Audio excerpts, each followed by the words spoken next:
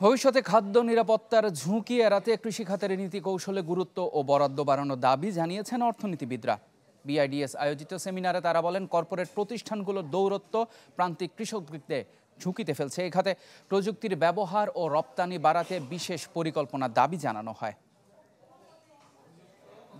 ওয়ালটন এসিতে ইনস্টলেশন একদম free.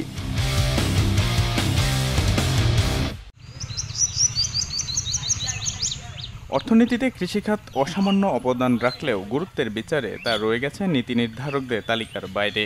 BIDS আয়োজিত আলোচনায় বক্তারা বলেন, এই খাতে যথাযথ গুরুত্ব না দেওয়ায় দিন দিন ঝুঁকি বাড়ছে খাদ্য নিরাপত্তা নিয়ে। বক্তারা বলেন, দেশে দিন দিন কমছে মধ্যবিত্ত কৃষকের সংখ্যা।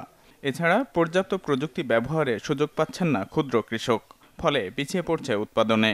অন্যদিকে নগরায়নের ফলে কৃষি জমি কমায়, সেই প্রভাব পড়ছে কর্মসংস্থানে। এই খাতের কর্পোরেট প্রতিষ্ঠানগুলোর আধিপত্যের সমালোচনাও করেন বক্তারা।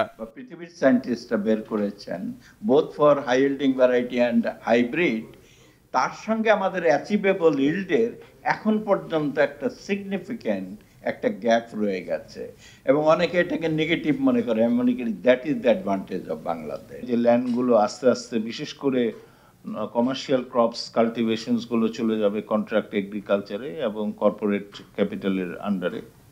বক্তব্যে উঠে আসে, জলবায়ু পরিবর্তনের প্রভাব দিন দিন স্পষ্ট হচ্ছে কৃষি খাতে, ফলে কমছে ফসলের উৎপাদন। এমন অবস্থায় এই খাতের আধুনিকায়ন ও অগ্রাধিকারের দাবি জানান কেউ কেউ। বলেন, বাড়তি রপ্তানি আয় আনতেও আগামীতে ভূমিকা রাখতে পারে এই খাত।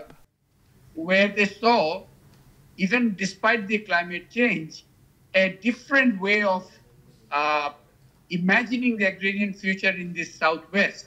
The departure of family from household or not? If yes, why? And if not, why? That's something I'm just asking you to. এ সময় কৃষির উন্নয়নে সরকারি পদক্ষেপের কথা তুলে ধরেন স্থায়ী কমিটির সভাপতি। In 3 years, I'll bring down import of edible oil to 50%, and program is going on. I moved around. I went every division, every district.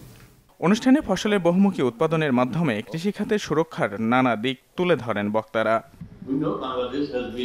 Imdad Haque, channel 24, Dhaka.